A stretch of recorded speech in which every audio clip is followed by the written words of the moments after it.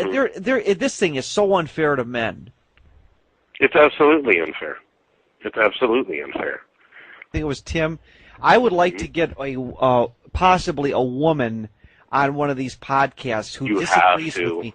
I don't want her dating advice because she'll probably give me some bullshit about the typical cosmopolitan crap. But to be able to have a discussion with a woman about, as a man, how we feel, because I don't think these women have a clue what the freaking hell they're doing. They don't have a clue. They don't. They're so emotionally detached from how men are feeling today. And I'm hoping to maybe get a woman on one of these podcasts. I absolutely think you should do that. Yes, a woman's not just going to say, oh, you just want to get laid. But maybe I will run into that. Because if I could get an intelligent or even not so intelligent woman to talk to on here, then we can discuss what's going on. Because what I found out, this is another thing I told Tim when I interviewed him. I says, do you notice how nobody tries to contradict no women try to contradict what we're saying? Like, there's people like maybe on YouTube or the internet complaining about the dating scene. Women always kind of keep their mouth shut. I think they inherently know that they're doing this, but they don't want to be called out for their bullshit because they know they'll be stomped on. I think that they'll know that deep down that men aren't picking up on this crap and they're not putting up with it anymore. No, I think you're right. But, I mean, we're trying to meet women. Obviously, we would like to have their input. And I think what you're doing is important because, obviously, there's been a social shift. It's as you say, a taboo subject to come out and say, that this problem exists, that we have, I guess, involuntary celibacy on a mass scale. I don't know that that's ever happened before. I think this is like living on a giant cock farm. It really is. Now, I wouldn't have a problem with it if it was addressed as an issue. The problem I have is that nobody's addressing this. And these men that I talk to about this problem, you know what the typical guy says today? I don't need a woman. They're too much work. You know what they're really saying is, I can't get a woman, so I need an excuse. So I'm going to tell everybody that they're too much work. Because it's easier to give up. Yeah, it's easier for them to give up and say, I don't have the time for it, versus that they know it's true. And so I really believe if women were living through what most men today are living through in the Gen X generation, or even Gen Y for that matter, they would be emotionally screaming a million tears. They would be crying. They'd say, I can't meet a man. A woman's definition of not being able to meet a guy is not find the guy that's the so-called right guy. They can find guys. They can find 50, 100 guys. You take a guy that hasn't had sex in 10 years or has had a date in 5 years, then you can come to tell me how it is. But these women in this generation today have no freaking clue what it's like. They have none. Absolutely none. Your cousin, your sister, it doesn't matter. They have no freaking clue. Yeah. Well, I think some of them sort of know what's going on. Actually, maybe a lot of them sort of know what's going on, but why they're not speaking out about it, I don't know.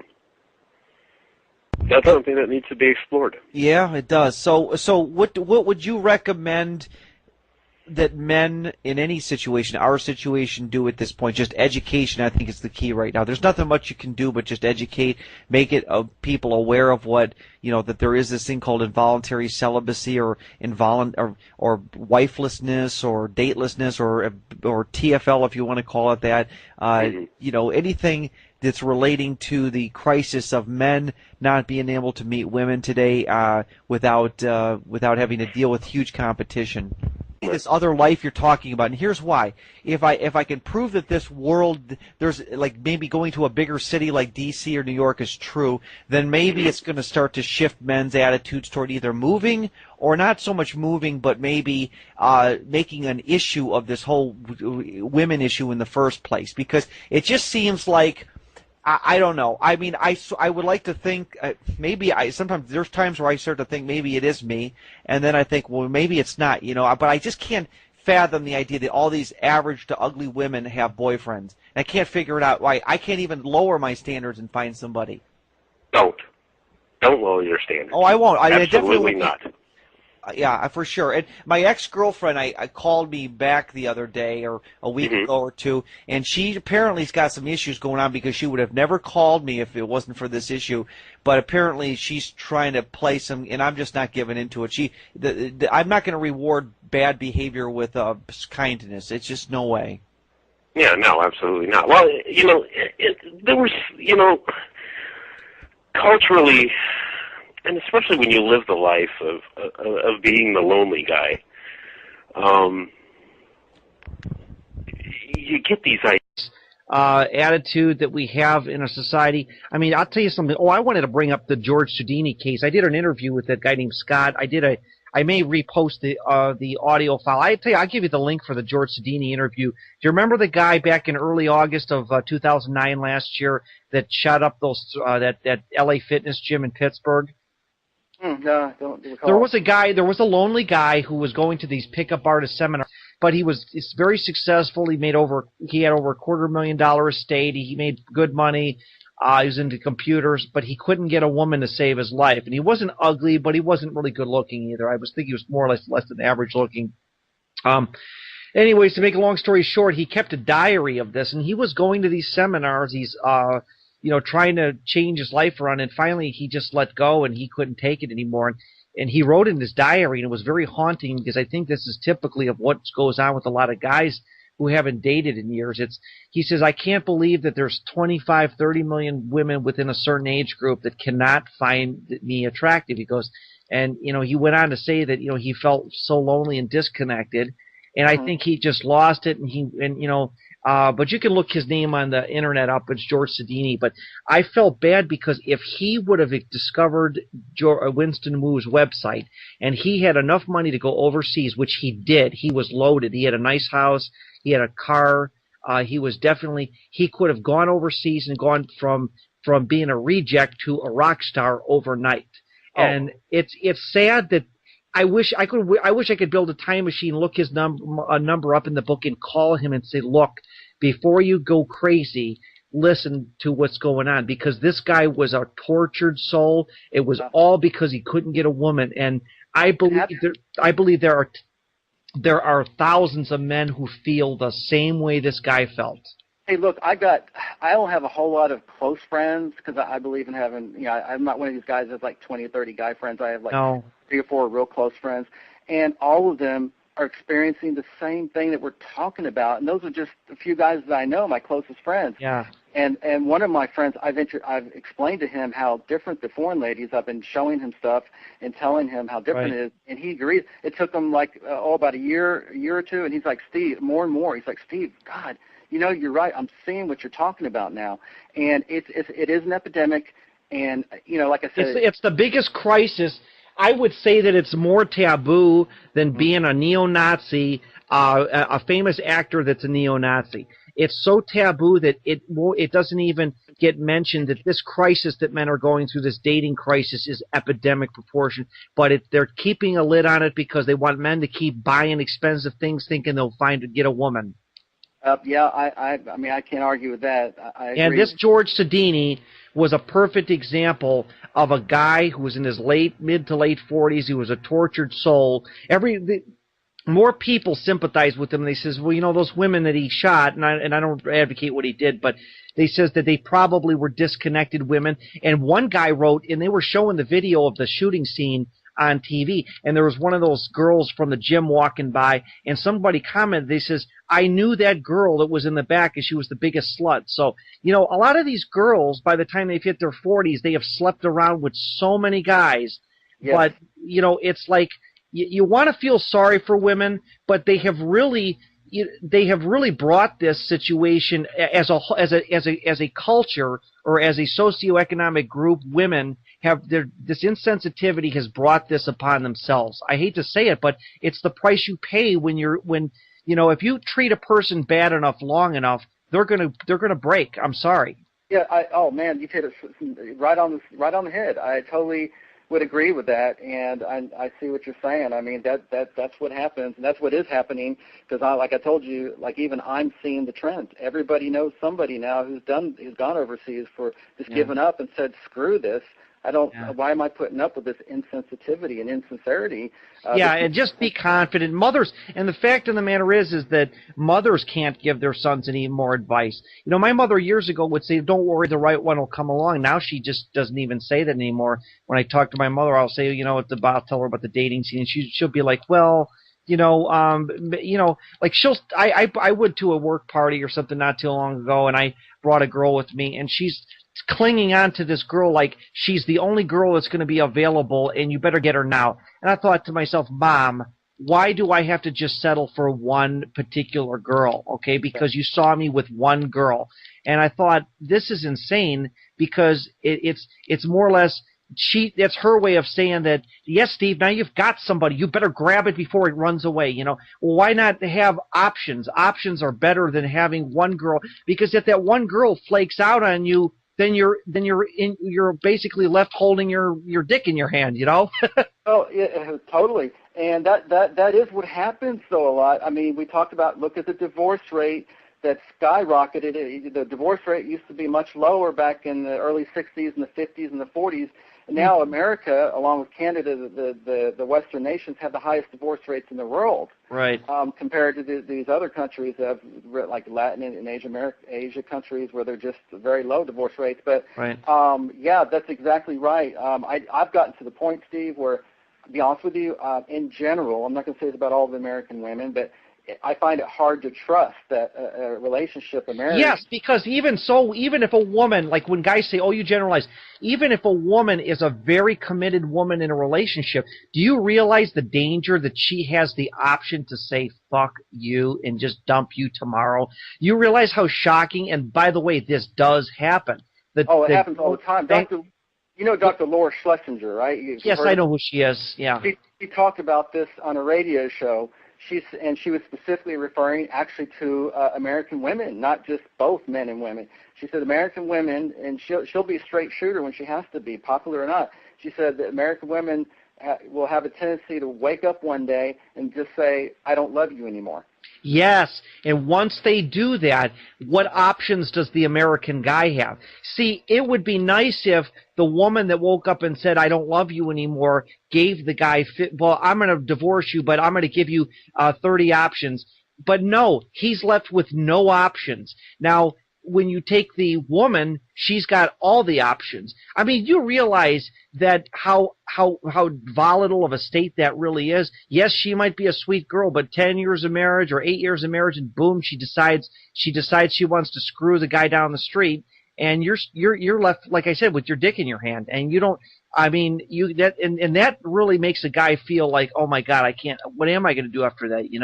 And here's the thing, though, they're very vindictive. I find there's a tendency because I've seen both sides. Like, 'cause I've dated a lot of mostly Asians here in the States that were born. Yeah, but how do you date Asians in the States? Because, I mean, I haven't even been able to date any Asians because I don't know, maybe they don't live in the Cleveland area, but you really don't have dating options when you're in the States, do you?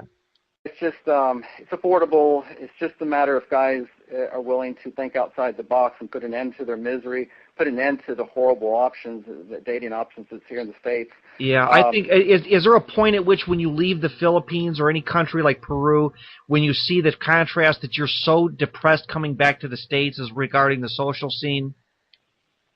Yes, definitely. I noticed because there's just no way I'm going to be able to walk up to a girl in the States after I get all. Oh, by the way, this will debunk the confidence thing. Let's say you live in this, and this will prove that the PUAs are full of crap. If you lived in the Philippines for 1 year and you were getting girls galore, and you moved back to the States, you'd have a lot of confidence, right? But the confidence wouldn't change the dating scene. You'd just be an ugly guy with confidence. That's all.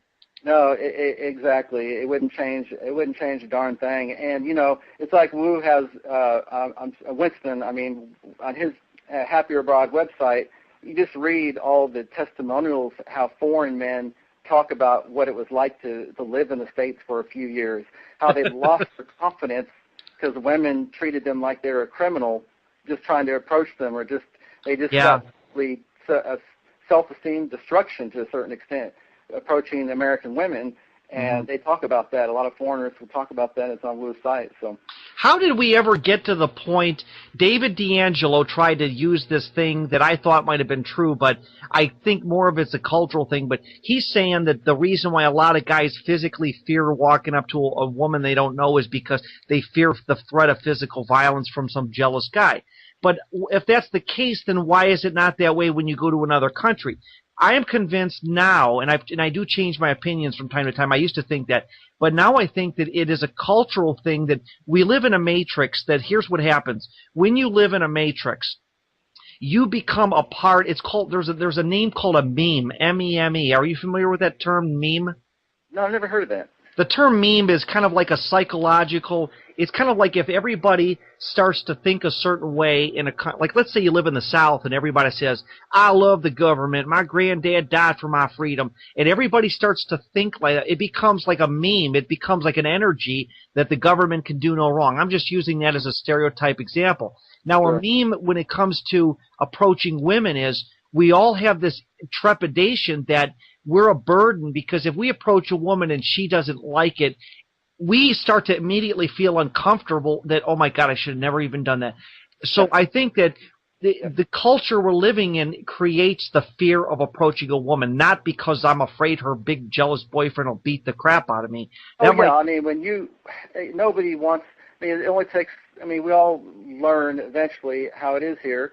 A lot of women will just flat out, not politely, but often humiliate you in the way that they do turn you down. You know, there's a polite way to do it versus a rude way. Right.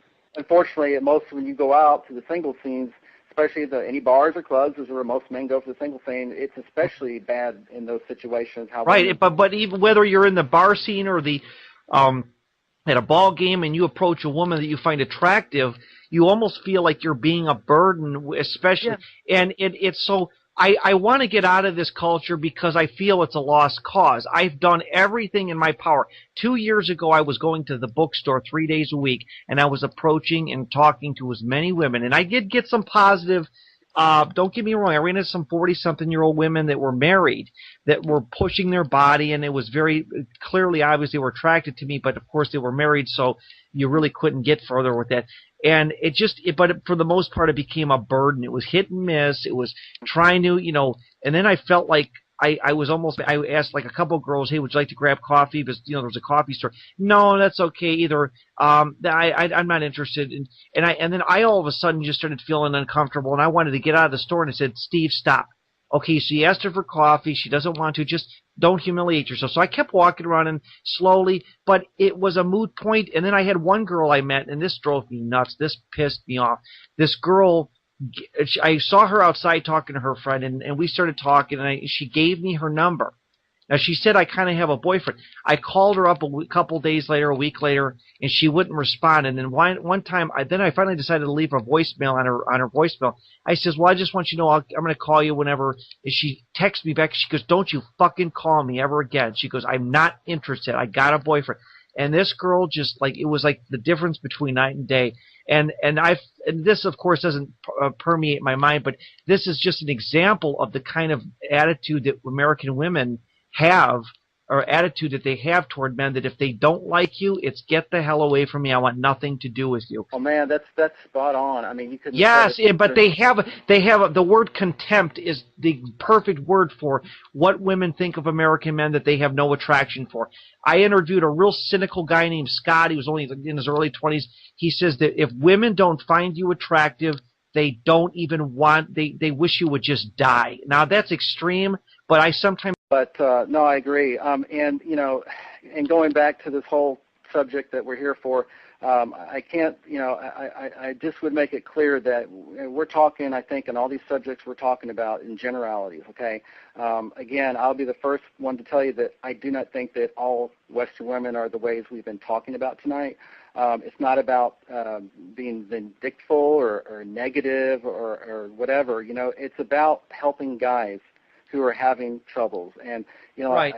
Yeah, and I wish women would respect that. If any women listening to this have a boyfriend or they're committed, that's fine. But you got to understand that there's guys like me, Steve, and this other Steve I'm talking to, and people like Winston, and there's millions of guys, as far as I'm concerned, that are really tired of this scene and being treated like this. We're tired of going out to 4th of July celebrations, seeing other guys with a girl, and then when we're told why we don't have a girl, it's your fault, which it isn't. It's the social scene, because you go up to talk to strangers, they don't want anything to do with you, and I don't have leper sores all over me or anything.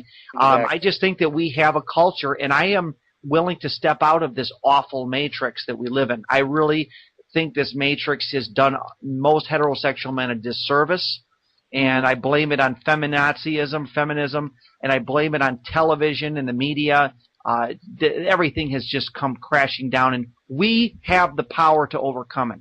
We do, and that's what like I said, I think the biggest obstacle to these guys that are lonely or having a tough time, which is a lot of guys, the biggest obstacle is these stereotypes. And guys, you don't realize how wrong these stereotypes are. It's nothing like what you hear. Right, it is. Now, I'm going to probably close this interview out. You know what we can do? I'm going to let you listen to this before I upload it, but I wanted to say one thing. What recommendation would you give any guys? What's the first step? I mean, what does a guy need to do? He's, of course, got to have a little money saved, but should there be fear involved in making the decision to just get the hell out of the country for a couple weeks and check it out for themselves? No, obviously not. I mean, this could be something that could change your life, which it has ours, which is why you and I are here tonight. Right, and if there's anybody that's ever thought about doing what George Sodini did, and you're intelligent, you can hold a job, don't do it. Don't let the system get to you, because George Sodini got to the point where he didn't know what we're telling you, that not all women act like heterosexual, feminized, feminazi American women do. That you don't need to become a George Sodini and blast up a bunch of women, because there are beautiful women by the tens of hundreds of millions that are outside this awful thing we call the femisphere. Yeah, totally. And these women are not only, almost all of them are hot and beautiful, thin, whatever, which is I think what most men tend to like as far as looks isn't everything, obviously. But they got both the looks and the inside, the good heart. They appreciate whatever you can do for them. They're just appreciative and humble.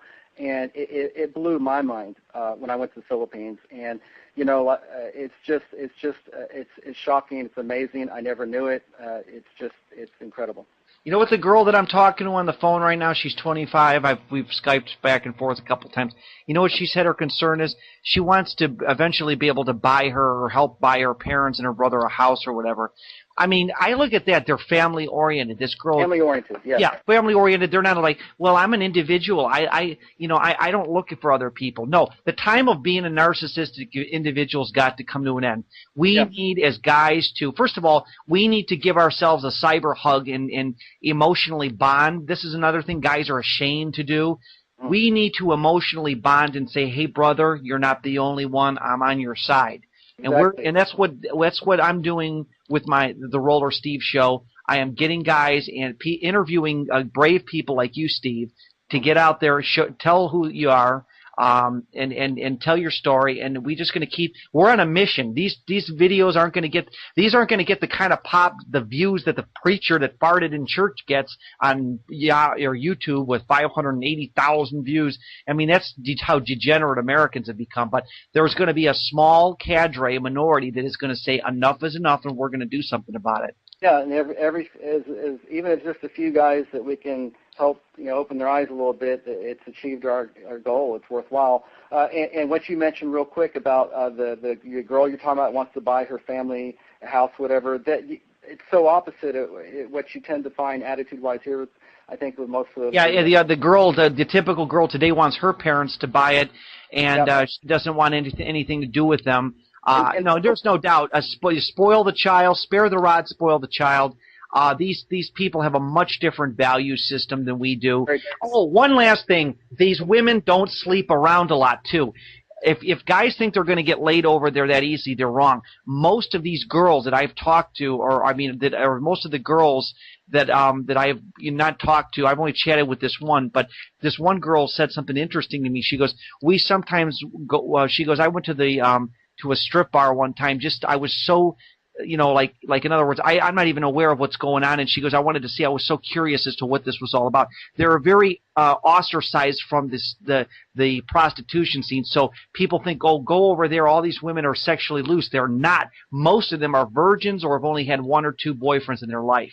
Oh yeah, and of course, my experience. Of course, I went to Angeles City, which is where the go-go bars are. That's why, for me, earlier I even mentioned that it's not. It's a big city, but in the smaller towns like Cebu, from what I've heard, there's more marriage-minded women. Oh, and yeah, these are the kind of women that are going to rub your back. Even if you go to the Philippines and don't get sex once, I guarantee you'll find a girl that'll massage you from head to toe and give you a back rub. Something that I was one last thing. I got a confession to make. I went to a massotherapist a couple times, a female, for the sole purpose of having a woman be able to rub me down and give me a massage. It felt great because I'm a runner, but it also felt good to have a woman give me a massage, which is something no woman would give me the time of day if I didn't. You know what I'm saying?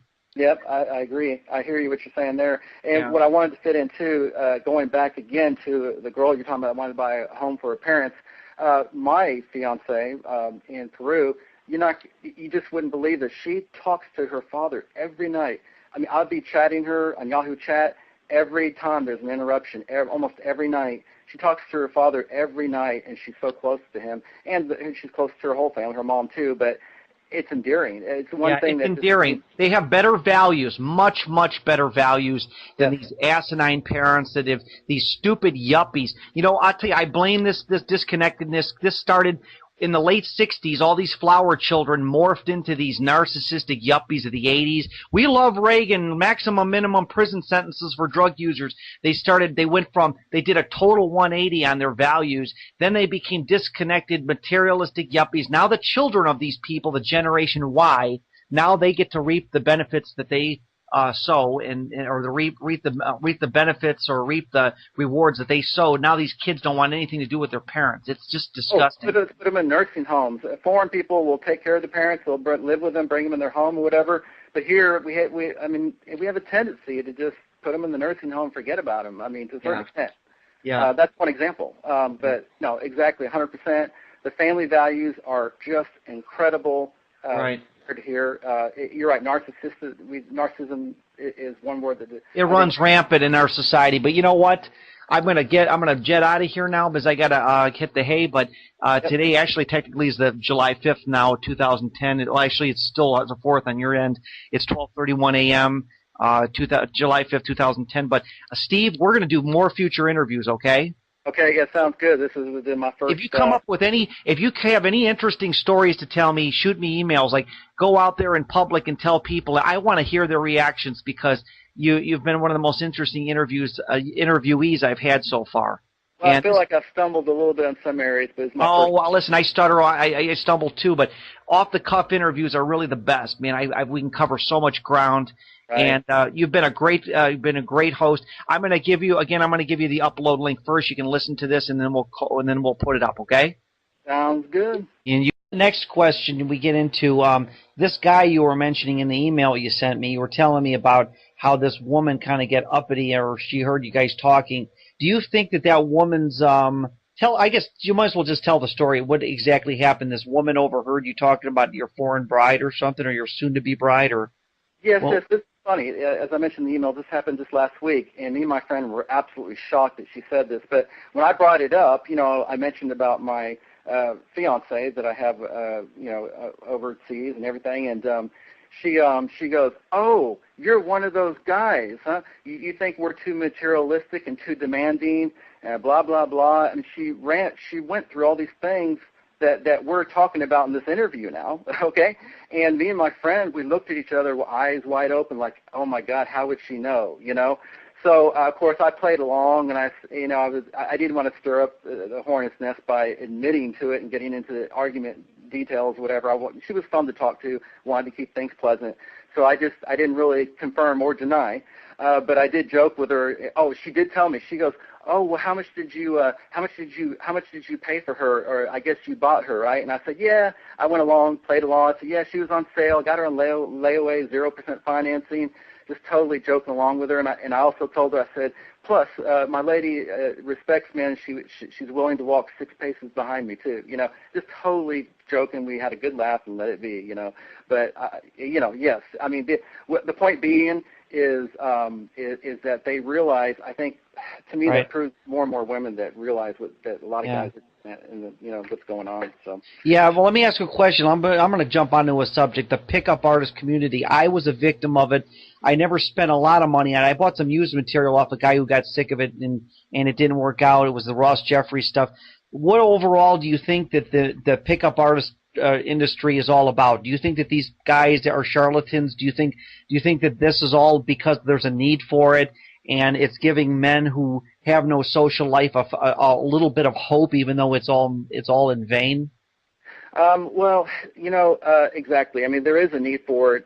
I can't speak for other Western countries, but of course we all know in the States that this is a big thing. I mean, you've got to have game, you got to be certain social skills, whatever it is, right, for most American women to be interested in. I mean, there's a certain element of that in our culture. Right. And of course, you don't see that you don't hear of that in Latin or Asian countries, for sure. Right. Having game is the equivalent of, I don't believe in game. I think that it's very clearly women do judge you by your looks and your social status, mainly looks, and maybe small amount are gold diggers. But I feel that the PUA community has about all but used up every resource it can at this point. I could put them to shame. If I were to at a David D'Angelo or Carlos Zumo convention, I could bust it up and tell them, look, the problem with the American dating scene is women don't need men. And when I by the way, me and you are close to the same age, so one thing we remember is the reference point. In the 1980s, women were still sweet and friendly. They were not feminized like they are today. And you could still get dates with girls, I remember. Even if you were unpopular, you could still get dates. These women in this last 15 years have become militarized and feminized to the point of bashing men. And so I just feel that the PUA picked up exactly around 15 years ago, like the late 90s or mid to late 90s, like around that time when this stuff started to really hit the fan. That's my opinion.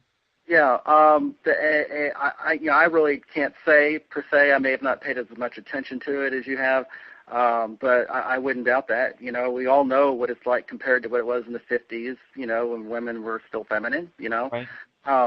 So I think that could probably be very well true. It's an accelerating trend. I would say that I'd have to agree with one thing. I've never seen. I've been going to the bars, nightclubs as a single guy all my life. I'm 42 now, and I would say that it has gotten worse because I haven't seen so many stuck-up women. As far as you approach them, some of them will ignore you, like how dare you talk to me, or I'm too good for you, or they'll be acting all lesbian with the girls because they. Yeah, I had that happen. The last time I approached a woman at a bar was 2 years ago, and I said something about, I think you're cute, and she goes, I'm here with my lesbian friend. And I knew right away she was just saying, get the hell away from me, because... Oh, yeah, totally. And one of my best friend buddies just told me this actually happened last night, believe it or not. He was just talking to a girl, actually just trying to be friendly, hanging out. She's standing next to her table, and he just said, oh, you look great. How do you keep yourself so fit? Just a normal, compliment type thing. He wasn't drunk. He wasn't acting weird or anything. And she goes, my boyfriend's going to be back, so... so don't talk to me, and he was just shocked. This happened to him. I mean, it's just such I don't know, militaristic or just an antagonizing. It's a go to hell. You're not attractive, but I bet you if she would have found your friend attractive, even if she had a boyfriend, she would have still talked with him and probably slipped him her number. No, I really feel that women in America have such a contempt for men. It's not funny. And another thing I think, too, the problem with, and this goes outside of feminism, the ratio of men to women is too great. There are too many available men versus women. I mean, the ratio is just so lopsided, too. It doesn't seem like there's enough women to go around, but you go to these third world countries like the Philippines, and they're just loaded with, it's just amazing. Well, you notice it on the online dating sites I mean, most men are bitching on these message boards how they don't get responses. I've done the online dating. You know, I've tried it several times over the years. I could send 50 emails, and the girls don't even have to be real hot, even just decent looking, and I might get, if I'm lucky, one response out of 50 or 70 emails. Oh, yeah. And especially, it's worse on the dating boards, on the internet dating sites, even far worse. It's a sausage party is what it is, and most bars are sausage parties. You know, this dating thing, I think I'm surprised. You know what's amazing, though, that this has never become a mainstream issue in the media. Like, it's never exploded into like, this is a crisis, I feel. It's a real major crisis, and nobody wants to address it. So I'm glad the two of us are addressing it. Exactly, and I will tell you something. This is amazing, but I have noticed, I guess, you know, like in the last 2, 3, 4 years, it just seems like more and more people know somebody who went overseas for love and marriage. I've been going to, whether it's an office get-together, social function, or just like this girl the other night, you know. I mean, it's like people are becoming more aware of it, though. I mean, what are the odds that I meet a girl who said what she said to me? Oh, you're one of those guys. They know their shit stinks. A lot of them are starting to see it, and they're getting very antagonized about it. They don't like it, obviously, but it's happening. I mean, in my job, there's an office across from me where there's two ladies. They're not like best friends, but they sit in the same office. They both know somebody. One of them is somebody in their family who went overseas, and the other girl has a friend of a friend that knew. I mean, I can't tell you how much more common. Everywhere I go, oh, I know somebody who did that. Oh, yeah, somebody in my family did that.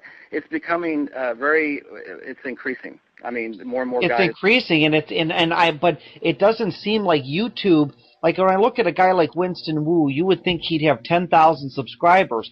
You know what upsets me with YouTube? A pastor farts in a church, 500,000 views in 2 days. A guy like Winston Wu puts up a video about social disconnectedness in America, and he'll be lucky to get 100 hits on it in a week, you know, or 2 weeks or whatever. I think that I really believe Americans really are. I believe people know people, but I don't think it's. First of all, I don't really care if most men become aware of this. In fact, I just want to hog them for myself at this point. Well, you know, everybody's living it like we talked about earlier in their little box in the U.S. matrix. They don't go outside the matrix. They don't know. The problem is that they just don't know. That's why you're not going to get a lot of people interested in the subject. You know, these guys are lonely, frustrated, especially. I think the problems, like we talked about, is worse the older a guy gets, the more difficult. The more cynical he gets and the more laid back. Now, for example, I got a guy that's been responding to my videos whose name I won't mention. You probably could look at my comment section and figure it out. Yeah. But this guy has been responding to my videos, and he's in his mid to late 40s, and he's like, oh, I've already given up on these women. Screw them. I've got my good paying job and my hobbies. I don't need this, and my libido's not, you know, what it used to be anyways.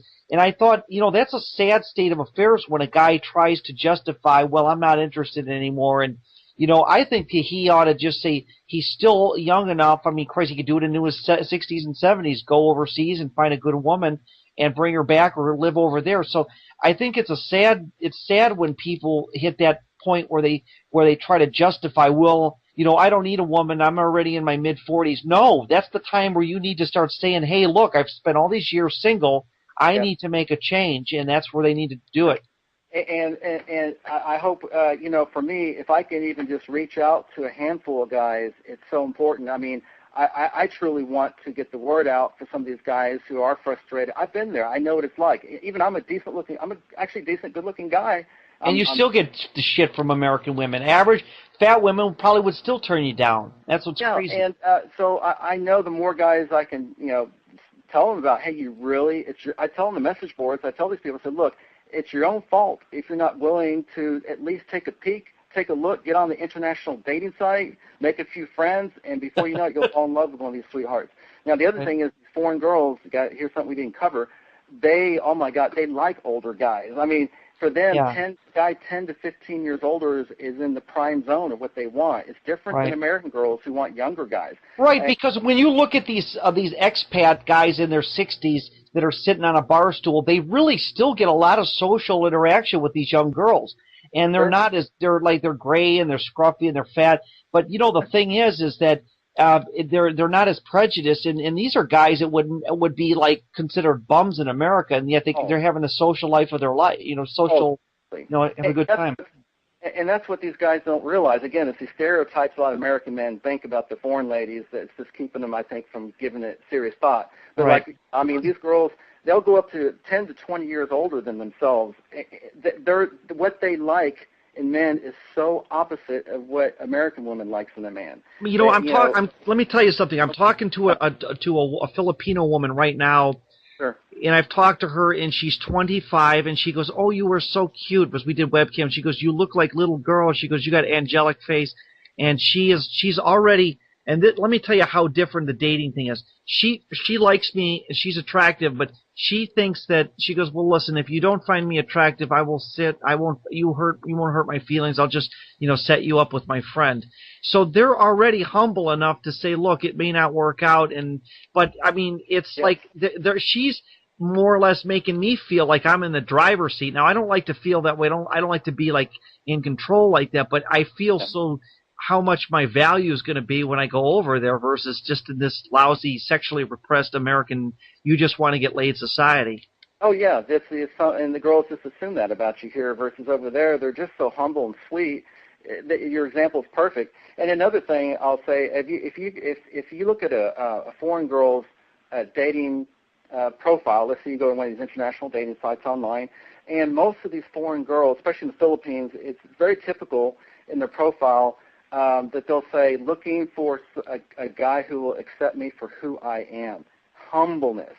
And whereas you look at American women's dating site, not only will you have a minimum income requirement, 60, 70,000 a year, American women are real clear, most of them, not all of them, but most of them will have a high income requirement as part of the deal.